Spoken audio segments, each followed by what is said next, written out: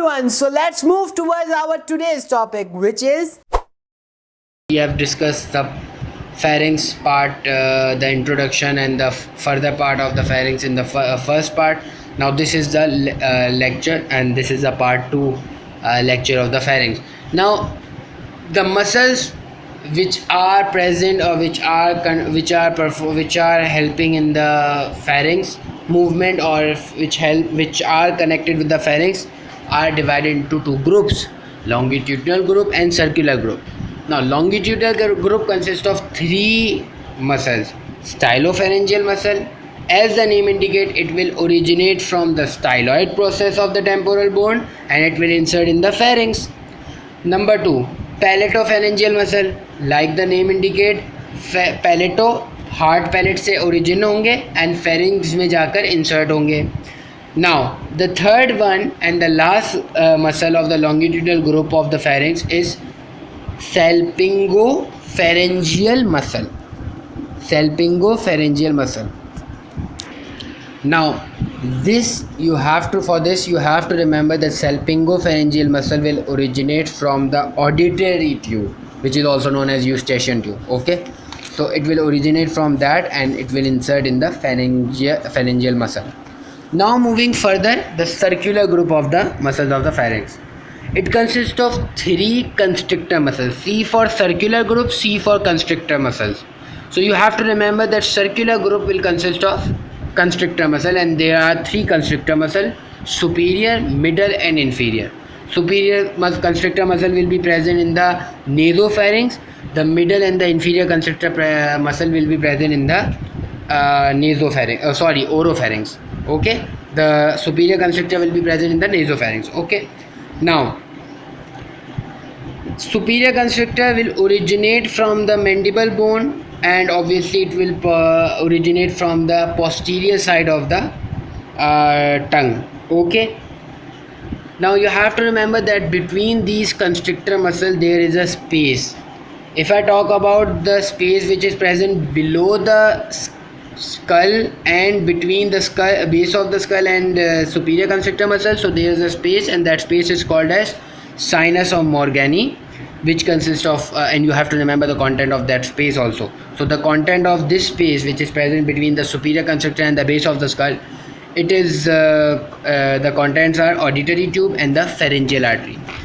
Now, below the superior constrictor there is also another space, that is between the superior constrictor and the middle constrictor muscle. So the content is glossopharyngeal nerve.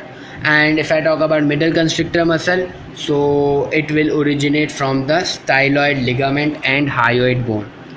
Now, inferior constrictor muscle it is present. Inferior constrictor muscle, it consists of two parts. Okay, thyropharyngeal part, which as the name indicates it will originate from the thyroid bone, and the cricopharyngeal part, which it is also indicating that it will originate from the cricoid cartilage. So you have to remember this one also. Now, the space or the gap between the middle and the inferior constrictor muscle, so it consists of laryngeal nerve.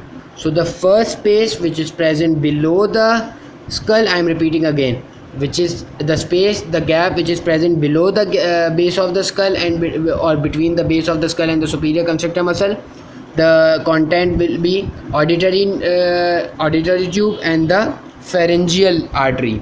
If I talk about the gap between superior and the middle constrictor muscle, so the content is glossopharyngeal nerve. The content of the space which is present between the middle and the inferior constrictor is the laryngeal nerve. So सबसे ऊपर auditory nerve and the pharyngeal artery, जो बीच वाली space है उसमें glossopharyngeal nerve, which is also known as ninth cranial nerve, and the inferior between the inferior and the middle constrictor, laryngeal nerve will be present. Now move towards further nerve supply and the blood supply. nerve supply क्या होती है और blood supply क्या होती है, ठीक है. nerve supply is divided into two parts: motor supply and the sensory supply.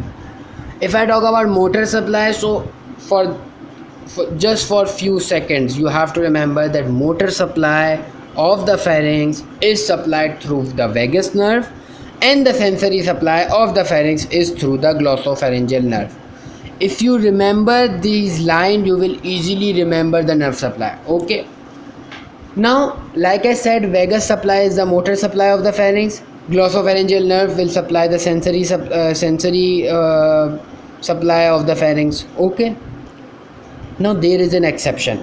In the motor supply, which is supplied, motor supply of the pharynx is supplied is through the vagus nerve. Okay.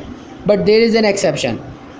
The stylopharyngeus muscle will be supplied by the glossopharyngeal nerve. So all the muscles of the pharynx, the motor supply of all the muscles of the pharynx is through the vagus nerve, except stylopharyngeus muscle, which is supplied by the glossopharyngeal nerve. If I talk about sensory supply, so sensory supply is through the glossopharyngeal nerve, except some part which is supplied by the vagus nerve. Okay, so overall, if I talk about, so vagus nerve and glossopharyngeal nerve will supply the whole whole pharynx. Now moving further, blood supply of the pharynx. The arterial supply is through the pharyngeal branch of the external carotid artery, and as you know that pharynx consists of tonsils, so tonsils are supplied by tonsillar branch of the facial artery. If I talk about veins, so venous drainage is through the plexus, which is formed by internal jugular vein. Okay, posterior to the pharynx there is a plexus of the venous drainage, which is formed by the internal jugular vein. So you have to remember these points. The pharynx topic is done now. Till then, work hard, study hard, and good luck. Take care. Bye bye.